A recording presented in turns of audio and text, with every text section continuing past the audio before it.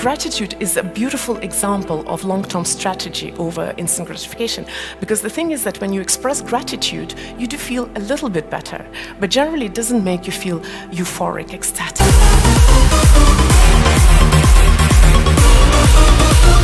The thing is that there is a research that shows that if you express gratitude on a daily basis for 30 days, your perception of your own happiness goes up 25%. And that's exactly what I'm talking about. We have to look into long-term strategies, which maybe in the instant are not as effective, but in the long term, they help you raise your set points of happiness. And you express gratitude for the things that you are grateful for in your work life, your mission, your purpose, in your personal life, and for the things that you're grateful for in yourself.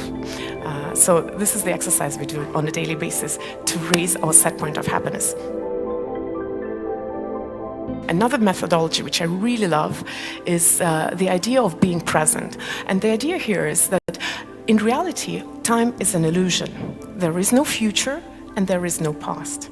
And most of the unpleasant emotions that we feel, they have something to do with either the future or the past. If we're scared, if we're stressed, it is usually because we are afraid about something that might happen in the future, usually.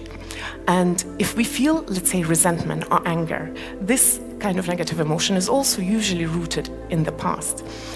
And the happiness is the emotion that you feel in the present. If you move happiness to the future, it will become excitement. If you move happiness to the past, it will become usually nostalgia. But the truth is that the happiness, the true, pure joy, is in the present moment and only in the present moment. So if you practice consciousness and bringing yourself back to present moment, that actually over time works wonders. You start, your set point of happiness starts going up. You walk out into the nature and you feel the freshness of the air. That's a moment to be happy about. Because how many times we don't even notice how we breathe, what we see around us. And when we see these things around us, if we don't bring ourselves back to the now to notice, the life might just pass by without us truly learning what is happiness. You know, in personal growth, we have the idea that transformation starts with taking on personal responsibility onto yourself. And there is this beautiful thing that says that we don't need anyone for happiness. Happiness is within you. But if you've ever had a child sick or a parent sick or, I don't know, a fight with a person that you love, with a friend, with your spouse, you know that it is really hard for this wisdom to make sense in that very moment. And in the moment when something is happening to you and your loved ones, it is okay that you do not feel happy. It is okay. Because you are a social being. And what is I? Is I just this physical body, or is I all of this? Is me, perception of me, does it include you?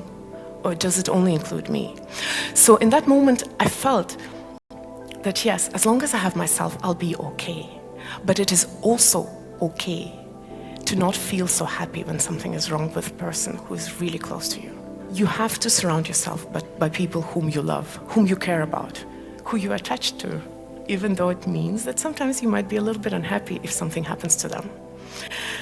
So, just to sum up that idea about the relationships, scientists have shown that people in relationship, they are healthier, they heal better, and they live longer. And the reverse is true. As Vishen said, social isolation is the epidemic in the current day society. And he said it is despite Facebook and Instagram, but I would say it is also because of Facebook and Instagram. We are forgetting how to interact. We're forgetting what it is to truly connect to each other. Facebook and Instagram is another layer which we put on ourselves. This is another thing we have to learn to deal with and not to lose the social connection. And I've also heard that social isolation is apparently the #1 killer in the current day society. Because social isolation makes you less likely heal from, let's say, such things as cancer or cardiovascular disease. So relationships are important not just for happiness, but also for our health and longevity. The strength of your social relationships is super important for happiness. it is clear that you cannot truly be happy unless you are happy with yourself. And I know the number one question that I hear when I talk about this topic is that, but where do I know the difference between healthy self-love and actually egoism or unhealthy, relationships to yourself or self-centeredness? And I haven't lived a very long life, only 40 years, but that piece of life has taught me one thing, that almost all the bad things that we do to other people are because we don't truly love ourselves. Because if we truly love and accept ourselves, we don't need to prove anything to anyone. We don't need to prove anyone wrong, to show anything to anyone. And that's where all the unhealthy stuff happens, is when you truly don't have the self-love. And people who seem that they're self-obsessed, this is them compensating for the lack of love for themselves. This is what Vishen was talking about. I'm really sorry, kids, but unfuckwithable is exactly when you do not need anybody's approval to be okay with yourself. And a lot of the times when I hear somebody saying, oh, they're so full of themselves, that's exactly the problem. We do not see. We only see the mask. We only see what social media shows us. We don't see the void and the pain in those people. We only are nasty if we don't love ourselves truly, which is why I think this is a very important point in learning to be happy. And there is never such thing as too much love for yourself. You cannot be happy unless you truly accept and love yourself. Dealing with the negative. When we talk about happiness, often we talk about shifting the perception, looking at things differently, seeing the light versus the dark.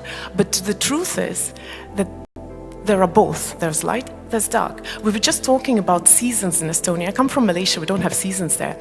And I remember when I lived in Estonia, I loved spring. And spring is not as warm as summer, but just the sight of sun makes you feel happy. Just a little bit of warmth when you can take off those gloves and feel the air on your hands, that makes you happy. And you can only truly appreciate spring if you have survived the winter. So what I'm talking about is there is going to be negative in our life. And the art to learning to be happy is not to ignore or not notice the negative or be okay with the negative. It is actually to learn to work with it. What you do when you feel a negative emotion, first of all, you acknowledge that it exists. You give it a true and fair and honest name without spiritual bypassing. You actually acknowledge, this is what I feel. You allow yourself to feel it. To feel it, and every emotion feels in your body in a certain way, which actually helps. I like the connection between emotions and the physical body, because by translating your emotions into physical body, it's easier to work with them. So let's say if you feel fear and it's somewhere in your stomach, just relaxing that part of your body really helps. Or if you feel like anger and it's up here, breathing deeper really helps. And then after you let it be, that's when you're ready to move on and transform this emotion, but you have to let it be. One thing that life will throw on you are negative emotions in the form of being upset with someone. And I think that the point is that we are sometimes thinking that forgiveness is about, if I forgive, the evil is not going to be punished. So we don't want to forgive because we want some kind of learning out of that, or the evil to be punished. But the truth is that forgiveness is not a practice for anyone else but for you. Being upset with someone is like taking poison, hoping that the person who upset you is going to suffer. If you're upset with someone, if you are angry with someone, if you hold a grudge against someone, the only person who's suffering is you. Just you. And the moment when you realize that, forgiveness is not about the other person who has hurt you, but it is only about you, you have much more motivation to work on that. You cannot help anyone if you're not happy. Be happy. Thank you.